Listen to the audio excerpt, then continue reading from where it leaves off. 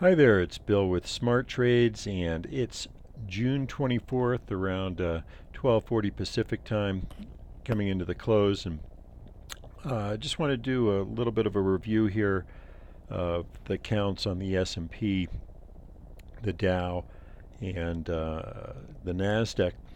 First off, let's look at the S&P. I've got a 130-minute chart up here, which I find is kind of a nice balance between the longer term and getting a little bit of the intraday patterns as well. And I think the count that has to be respected at this time is the possibility that we've got an A down. Some folks are counting as one, doesn't really matter at this point. And then a possible ABC back up. And you can count here within C 1, 2, 3, 4, 5. And then a possible impulse wave developing to the downside.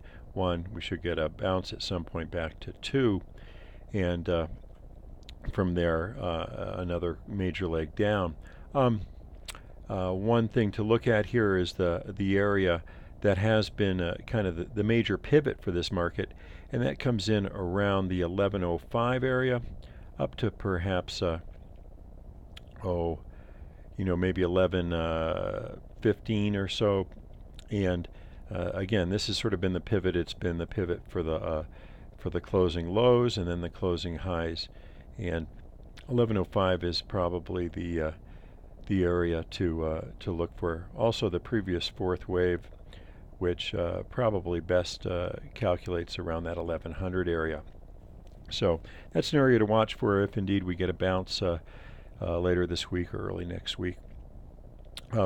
Also, just a quick look at one of the alternate counts that folks have been throwing out, and that is that this is a leading diagonal triangle down.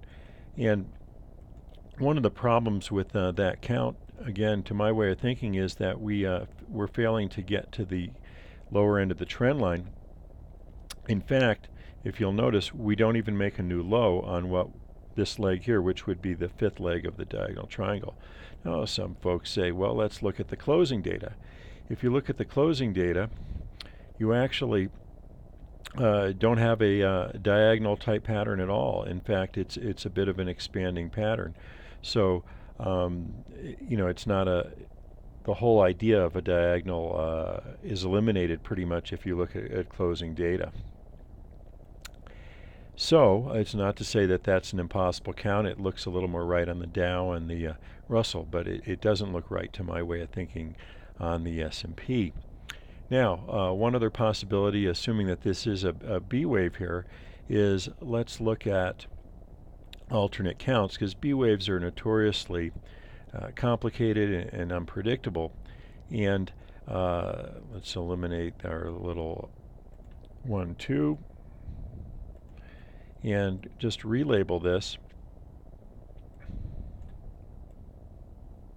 as a continuing pattern that may indeed go higher, and probably going to look more like this if it works out.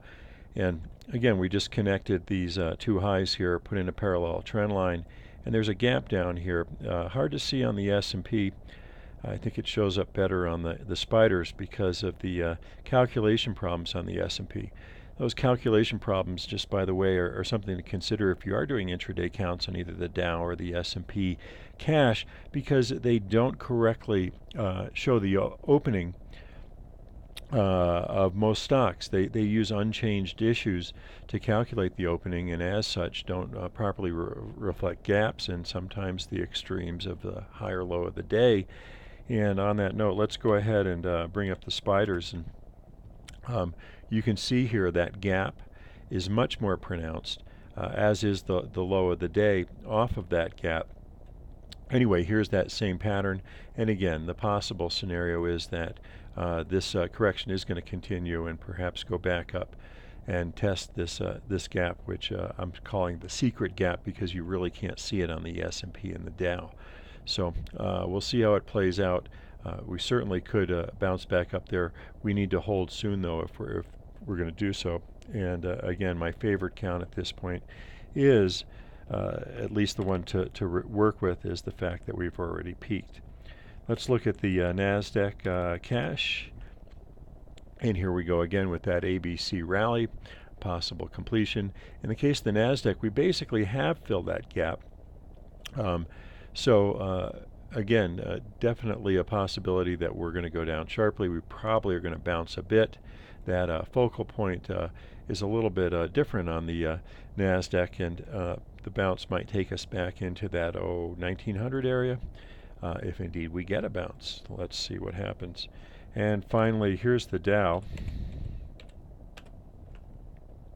And you can see the subdivisions within A, B, and then 5 waves up of C.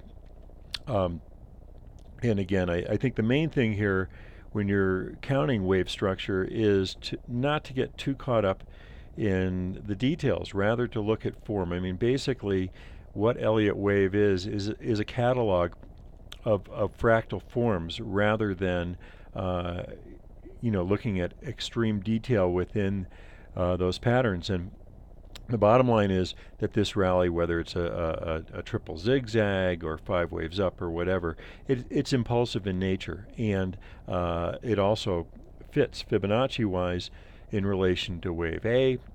And so whether or not you'd label this as a double, as an irregular zigzag, or the whole thing as a diagonal triangle down, the bottom line is we have what appears to be a termination up here.